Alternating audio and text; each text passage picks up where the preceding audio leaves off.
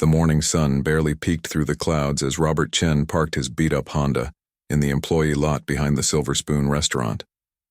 He sat for a moment, staring at his reflection in the rearview mirror. The face looking back at him was barely recognizable. He'd grown out his salt and pepper stubble, traded his designer glasses for a drugstore pair, and wore a worn baseball cap pulled low over his forehead. Gone was any trace of Robert Chen, the 54-year-old CEO of Horizon Hospitality Group, owner of 38 high-end restaurants across the country. In his place sat Ray, a newly hired janitor with calloused hands and slumped shoulders. Robert checked his watch, 5:45 a.m., perfect timing. He grabbed his lunchbox and headed toward the staff entrance, rehearsing his backstory in his mind. 20 years in maintenance work. Recently moved to the area to be closer to a fictional sister. Needed steady work with flexible hours. Simple, believable, and most importantly, forgettable. The truth was far more interesting. 3 months ago, anonymous employee reviews had started popping up online about the Silver Spoon, one of his most profitable locations. Toxic workplace. Management plays favorites. Talented staff overlooked. The complaints kept coming, but when he'd questioned the regional manager, he'd been assured everything was fine. Just a few bad apples stirring up trouble, they'd said. Robert didn't buy it. He'd built his company from scratch, starting as a dishwasher and working his way up. He'd never forgotten what it felt like to be at the bottom, invisible to those at the top. Now he feared he'd lost touch with the day-to-day reality of his own business. So here he was, about to spend 2 weeks undercover at the Silver Spoon to see the truth for himself. The back door was propped open with a brick. Robert slipped inside, immediately hit by the familiar smells of a restaurant kitchen coming to life. Fresh bread, coffee brewing, and the distinct scent of industrial cleaning products. He stood awkwardly by the door until a harried-looking woman with a clipboard noticed him. "You the new janitor?" she asked without looking up. "Yes, ma'am."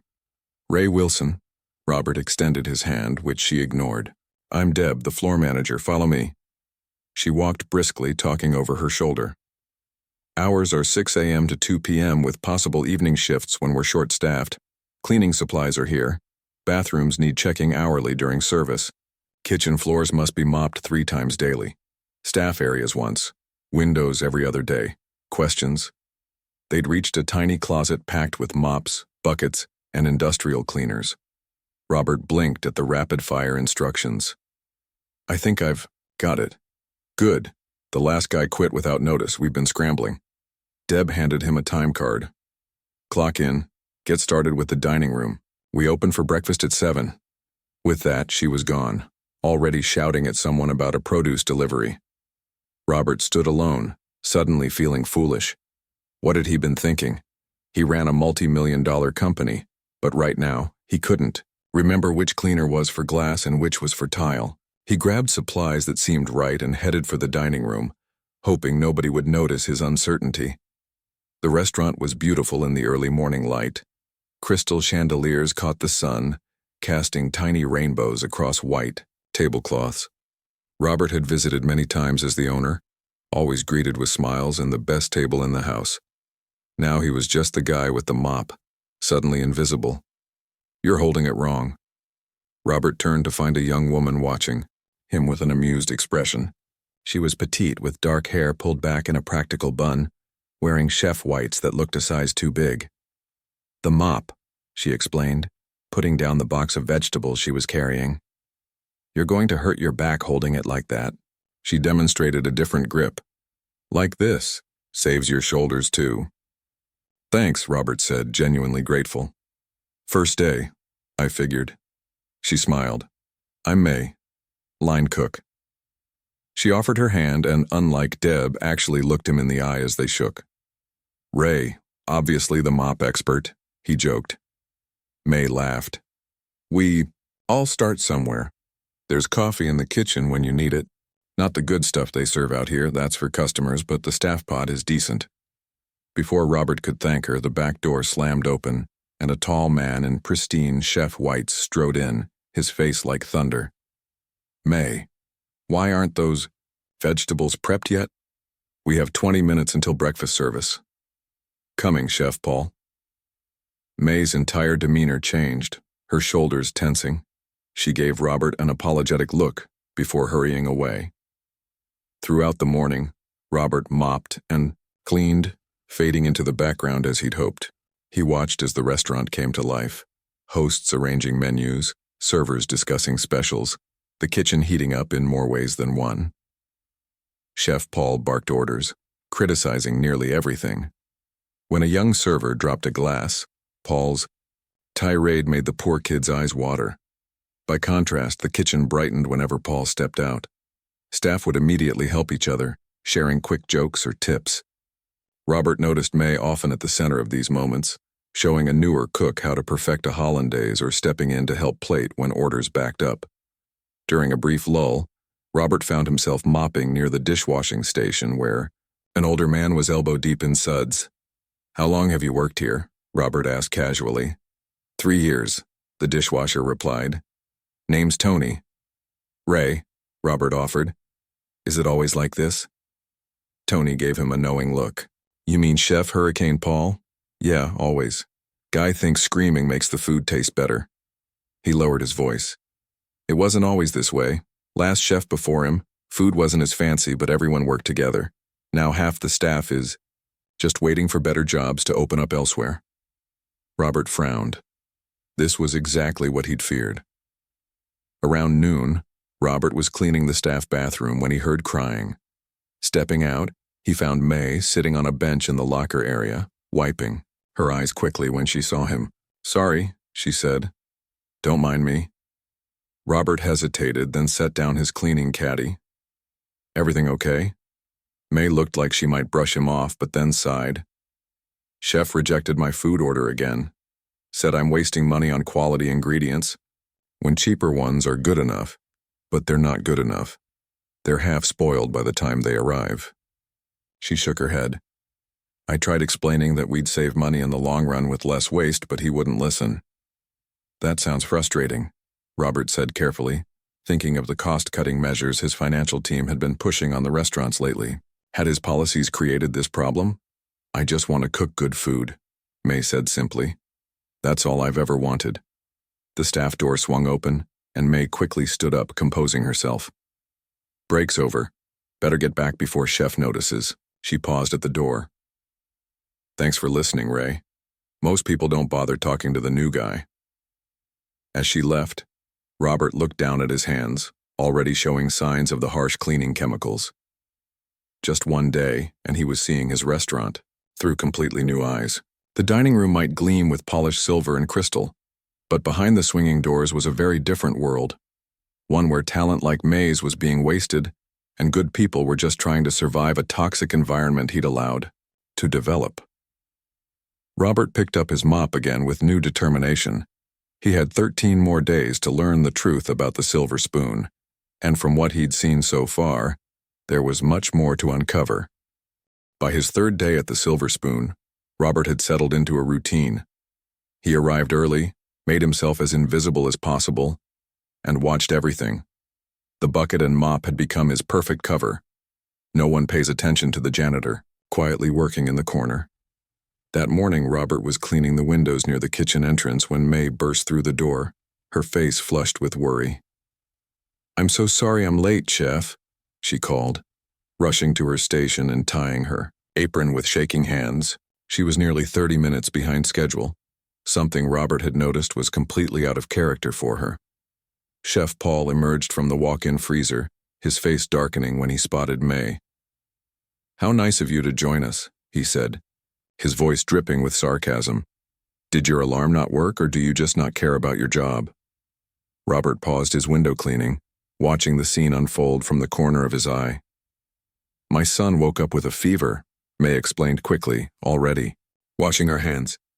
"The babysitter couldn't come, so I had to wait for my neighbor to—" "I don't care if the president needed a ride," Chef Paul cut her off, his voice rising. "When service starts in 40 minutes and prep isn't done, your problems become everyone's problems." The entire kitchen had gone quiet. The sous chef pretended to be deeply focused on chopping vegetables, while the pastry chef suddenly found the oven temperature absolutely fascinating. It won't happen again, May said quietly. You're right, it won't, Chef Paul replied. Because next time, don't bother coming in at all. He turned to the kitchen at large.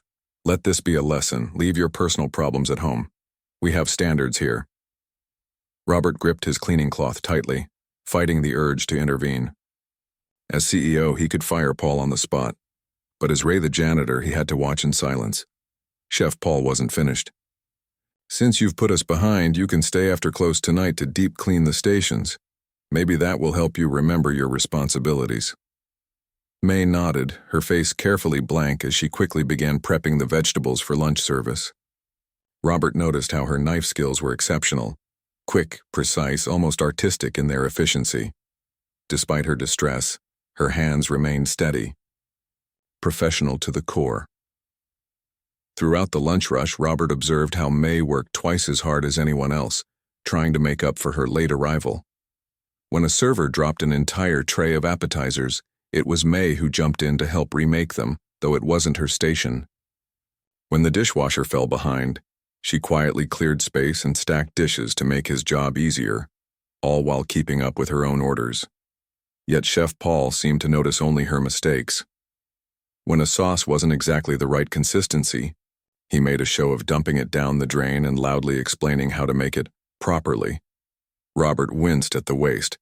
That single pot of sauce probably cost more than Ray the janitor supposedly made in an hour. By the time the dinner service ended, the kitchen staff filed out quickly, eager to escape. Chef Paul departed with a pointed look at May, who was already filling a sink with soapy water to begin her punishment cleaning duty. Robert should have left too. Ray's shift had ended hours ago. But something made him stay, busying himself with organizing the supply closet near the kitchen. The restaurant fell quiet.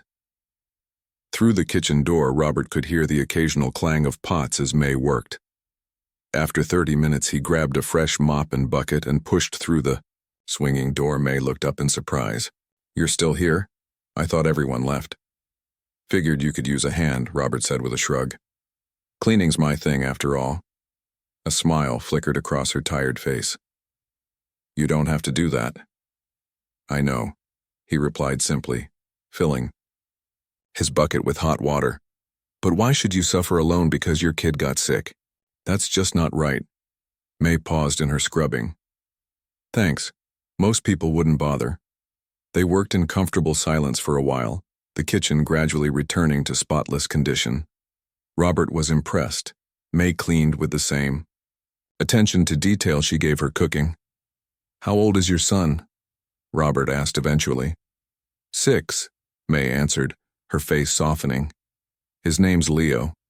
Usually healthy as a horse, but kids pick up everything at school. She pulled out her phone and showed Robert a photo of a grinning boy missing his front teeth. Cute kid, Robert said, genuinely smiling. You must be proud. He's everything to me, May said, tucking the phone away. That's why I put up with, she gestured vaguely around the kitchen, not finishing the thought. Chef Hurricane? Robert supplied. May let out a surprised laugh. You heard that nickname already? You catch on quick. Tony and dishwashing filled me in, Robert explained. Seems like a tough place to work. May sighed, wringing out her cloth. It wasn't always like this. When I started 3 years ago, we had a different head chef. The food wasn't as fancy, but we worked as a team. Now it's just... She struggled for words. Every man for himself? Robert suggested. Exactly. May nodded. I keep telling myself it's worth it. This place has a reputation. Having the silver spoon on my resume could help me someday open my own little cafe. That's the dream anyway. With the cleaning finished, May checked the time and winced. I should go. The neighbor watching Leo has work early tomorrow. As they gathered their things, Robert noticed May pulling a small container from her locker. What's that? He asked. May looked almost embarrassed. I was experimenting at home last night with a new dessert. A yuzu tart with honey lavender cream. She opened the container, revealing a perfectly formed small tart. I thought maybe Chef Paul might consider it for the menu, but after today, she shook her head. Mind if I try it?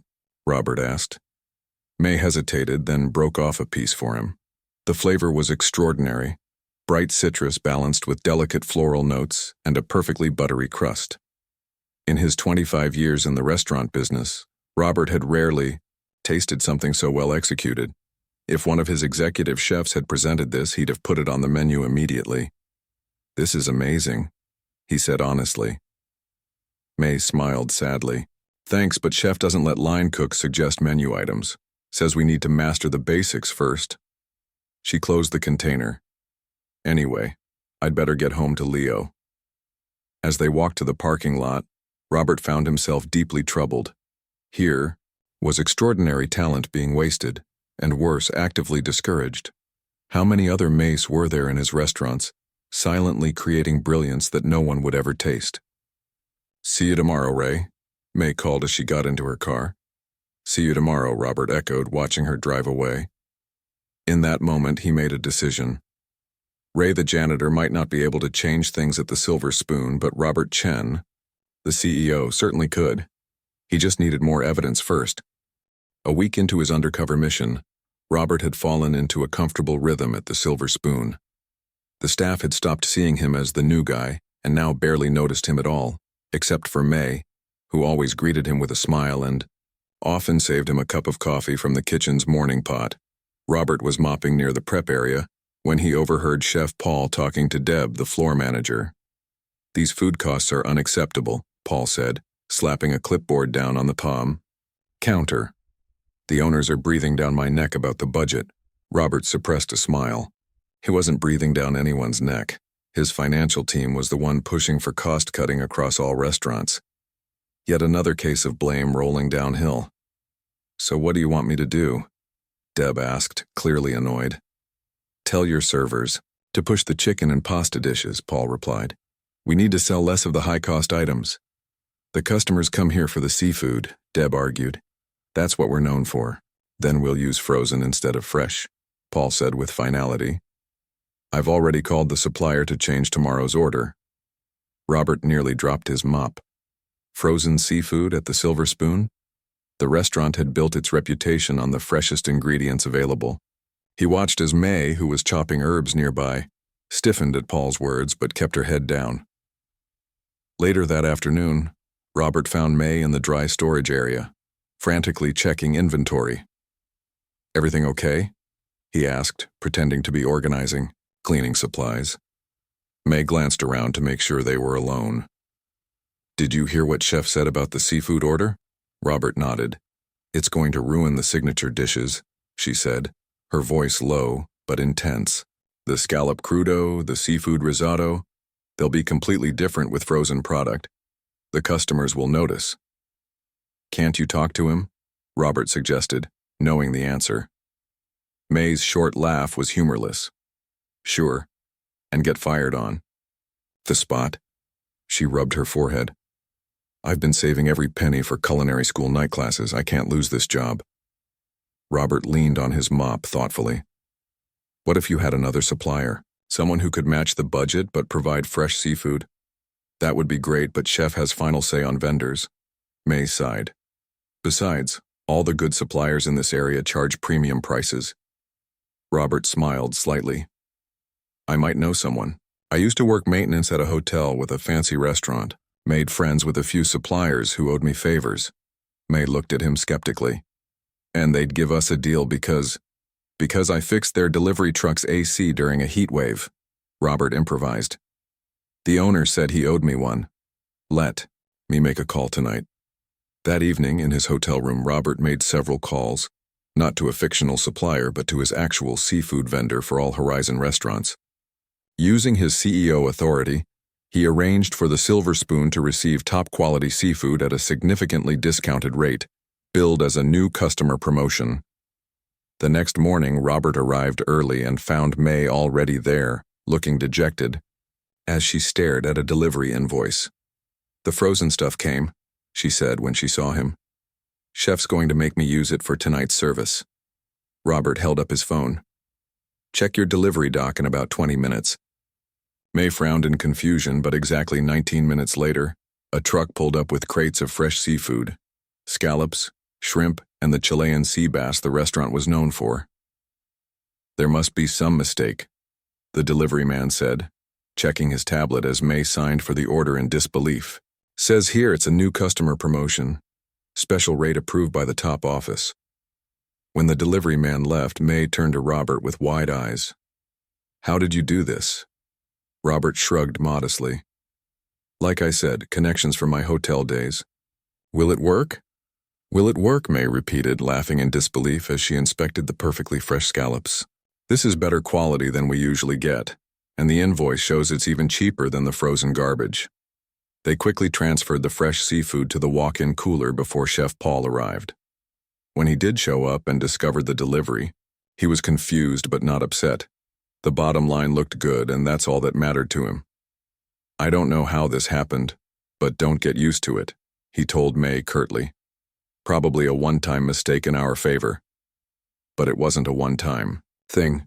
Every morning for the next 3 days, premium ingredients arrived at bargain prices. Robert watched with satisfaction as the food leaving the kitchen improved dramatically, even with Chef Paul's heavy-handed approach. On the third night, after a particularly successful dinner service where customers had specifically complimented the seafood dishes, May found Robert cleaning the staff break room. I brought you something, she said, holding out a small container. I saved you a portion of the sea bass with that lemon herb sauce I told you about. Robert accepted it gratefully. You didn't have to do that. Are you kidding? After what you did with the suppliers? May sat down across from him. I don't know how your friend is maintaining those prices, but it's making a huge difference. Even Chef noticed. He actually said good job today. First time in months. As they shared the perfectly cooked fish, May opened up more about her dreams. I've been developing recipes at home for years, ones that blend my Chinese heritage with the French techniques I've been learning. My grandmother taught me that food isn't just about taste. It's about memory, about feeling connected to something larger than yourself. Robert listened intently, recognizing the passion that had once driven him when he was a young chef with big dreams, before spreadsheets and expansion plans had taken over his life. You should have your own restaurant someday, he said sincerely. May smiled sadly. That's the dream. But dreams need money, and single moms working as line cooks don't exactly have investors lining up. She shook her head. Sorry, I shouldn't complain. At least I have a job, right? Later that night, as Robert jotted notes in the small notebook he kept hidden in his hotel room, he found himself sketching ideas for a new restaurant concept, one that would feature talented but overlooked chefs like May, giving them creative freedom and proper support. He was no longer just gathering evidence of problems. He was planning solutions. For the first time in years, the former chef in him was awakening, remembering why he'd started Horizon Hospitality in the first place, not just to make money, but to create spaces where food was respected and the people who made it could thrive.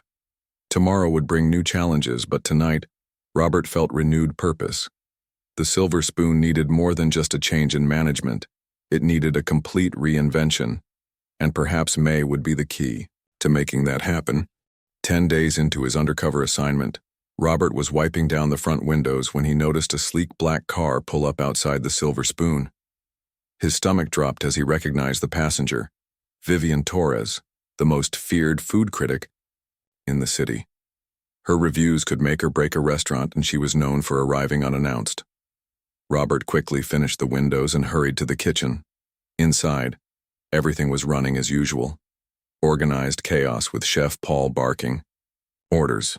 No one had noticed the critic's arrival yet. Heads up, Robert said quietly to May as he emptied a nearby trash can. Vivian Torres just walked in.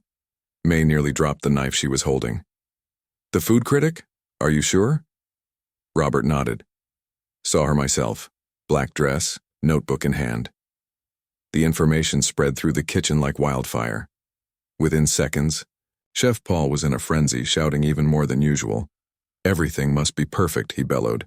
She'll probably order the signature sea bass. Liu, you're on that station today. Don't mess it up. May nodded tensely, already checking her mise en place with extra care. Robert watched from the corner as he pretended to mop, noting how everyone moved with heightened focus.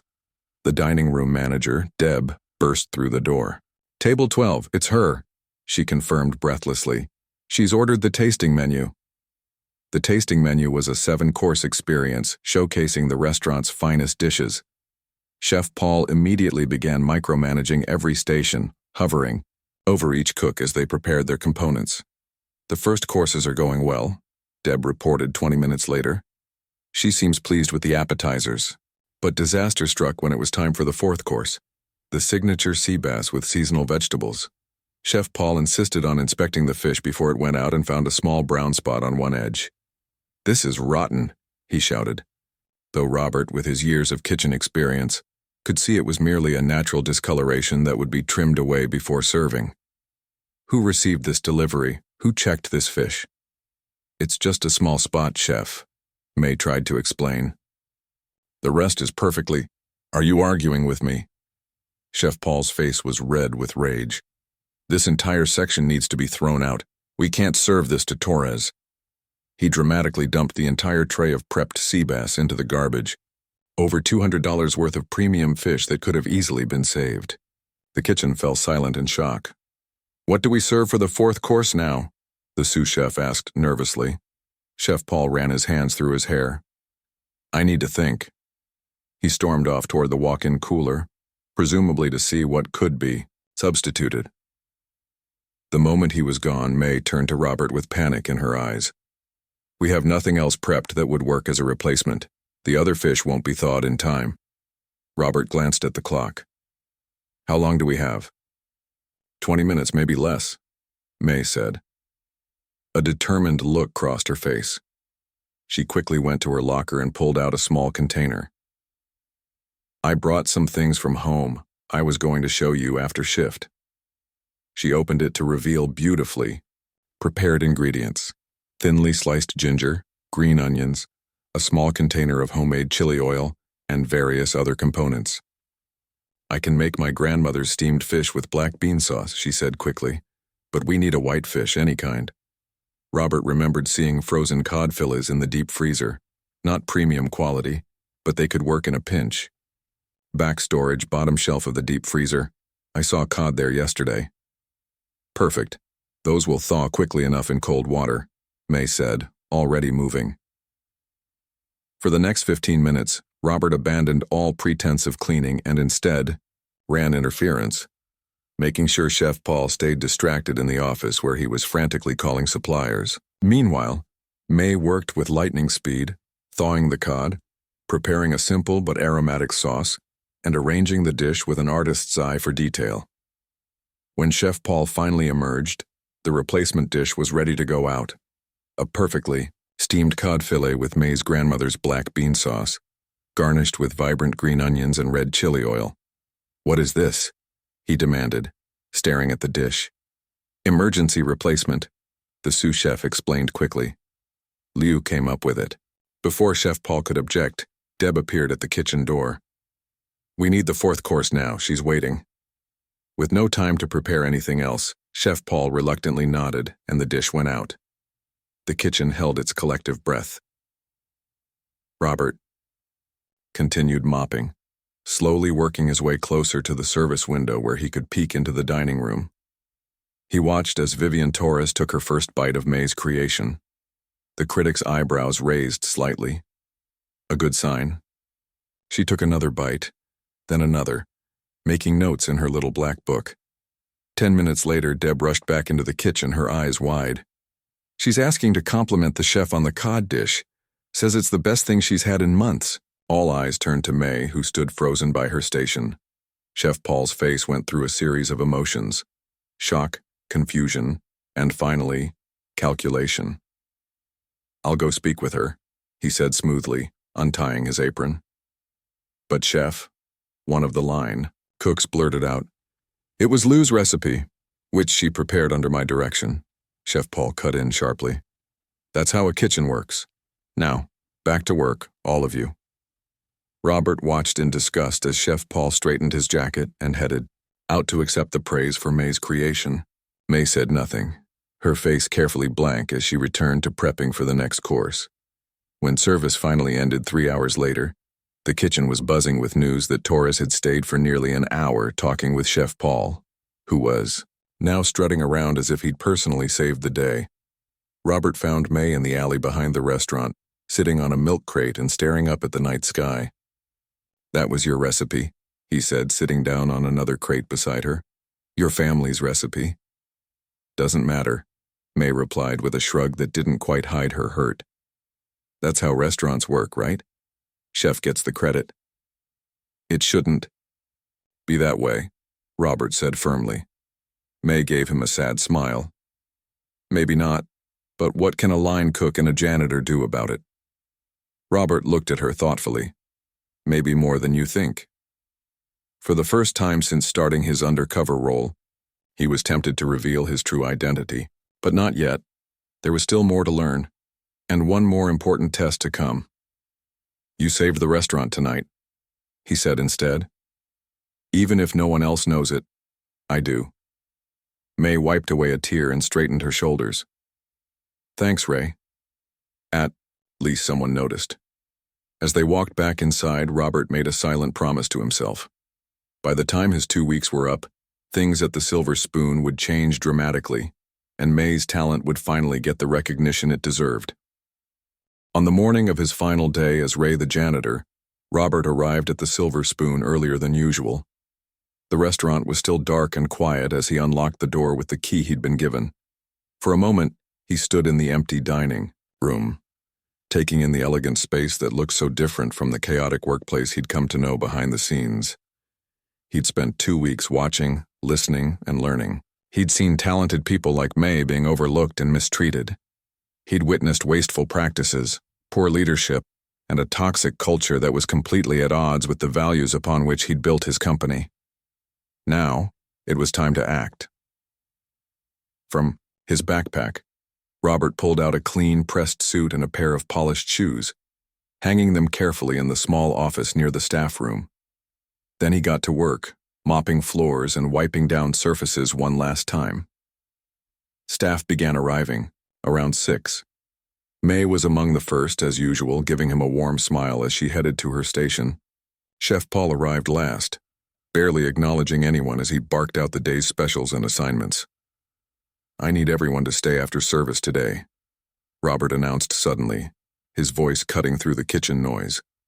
All activity stopped. Every head turned toward the janitor who had never before called a meeting. "Excuse me?" Chef Paul said, his voice dangerously quiet. "You need everyone to stay?" Robert nodded calmly.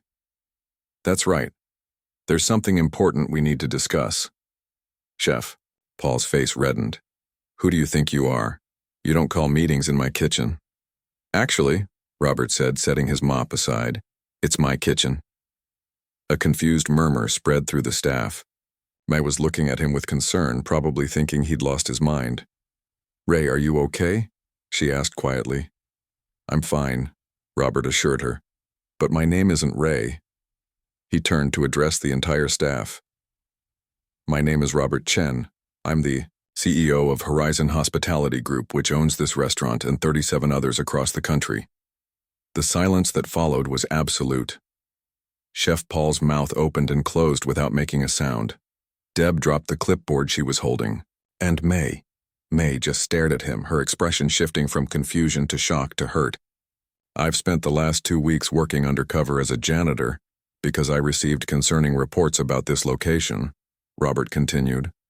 "I wanted to see firsthand what was happening without the filter of management reports or scheduled visits." He walked to the office and returned wearing his suit and proper shoes, no longer slouching or affecting the mannerisms he'd adopted as Ray. The transformation was complete, and there was no mistaking the authority he now carried. "This isn't a punishment or a gotcha moment," Robert clarified, looking around at the stunned faces. "This is about making things right. I've seen enough to know that we've lost our way at the Silver Spoon. We've forgotten what made us special. In the first place, not just excellent food, but the people who create it." Chef Paul had finally found his voice. "Mr. Chen, I can explain." Robert held up a hand. "We'll talk privately later, Paul. But first, I want to address everyone." He moved to the center of the kitchen, the same space where he'd mopped floors, and emptied trash for 2 weeks. I've seen how hard each of you works. I've also seen how your talents have been overlooked, how your ideas have been dismissed, and how fear rather than respect has been used to motivate you. That ends today. The staff exchanged glances, uncertain whether to be hopeful or worried. Starting next week, we'll be making changes, Robert announced. Paul, you have technical skills that are valuable, but your leadership approach isn't working. You'll be transferring to our culinary development team, where you can focus on food without managing people. The chef's face registered shock, but surprisingly, also a hint of relief. Deb, Robert continued, turning to the floor manager, you'll be working with our operations team to develop better communication systems between the front and back of house. Your organizational skills are strong, but we need to rebuild the culture of respect. Robert walked over to where May stood, still processing the revelation that her friend Ray had been the CEO all along. May, he said gently, I owe you the biggest apology. I deceived you while you showed me nothing but kindness. But I also saw something extraordinary in you. Not just your technical skills, but your creativity, your leadership during crises, and your ability to inspire others. May looked down, uncomfortable with the praise. You didn't have to pretend to be someone else, she said quietly. You could have just asked. Would you have shown me who you really are if you knew I was the boss? Robert asked. Would anyone here have been honest about the problems? No one answered, but the silence was response enough. May, I'd like to offer you the position of head chef, Robert said, with complete creative control over a new section of our menu featuring dishes that blend cultural influences, starting with your grandmother's steamed fish that impressed Vivian Torres. Gasps and murmurs spread through the kitchen. May looked up in shock. But I don't have the right training, the credentials. You have exactly what we need, Robert insisted. Talent, passion, and the ability to bring out the best in others. I can provide training and support, but those qualities can't be taught. He addressed the whole staff again. The changes won't stop there. We're instituting a new employee development program across all our restaurants, with clear paths for advancement based on merit, not favoritism. We're creating a kitchen suggestion system where anyone can propose menu items. And we're establishing work-life balance policies that recognize you're humans first, employees second. Robert saw hope dawning on faces that had looked beaten down just moments before. One last thing, he added. Vivian Torres's review comes out tomorrow. She contacted our corporate office yesterday to say it might be the best review she's written all year, particularly praising a certain fish dish with black bean sauce. All eyes turned to May, who blushed deeply. After the meeting, as staff dispersed to prepare for the day's service with a new energy in their movements, May approached Robert. I'm still processing all this, she admitted. Yesterday I was a line cook getting my ideas stolen, and today I'm being offered a head chef position. You earned it, Robert said simply. But I understand if you need time to think about it. May shook her head. I don't need time. I have a 6-year-old depending on me and dreams I've put on hold for too long. But I do have one condition. Name. It, Robert replied. The staff that's been here working through all this? May gestured around the kitchen. They deserve chances too.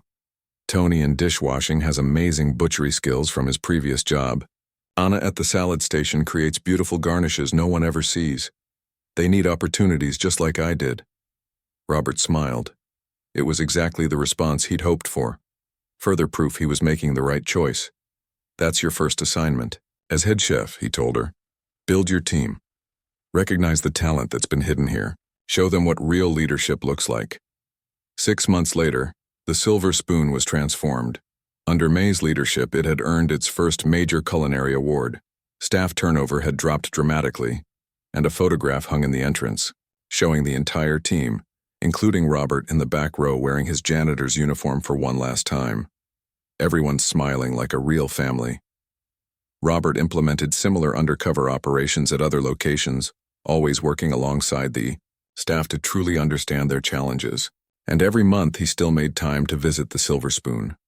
Not as the CEO, but as a guest who sat at the chef's table, watching with pride as May turned her grandmother's recipes into experiences that brought joy to others. just as she'd always dreamed.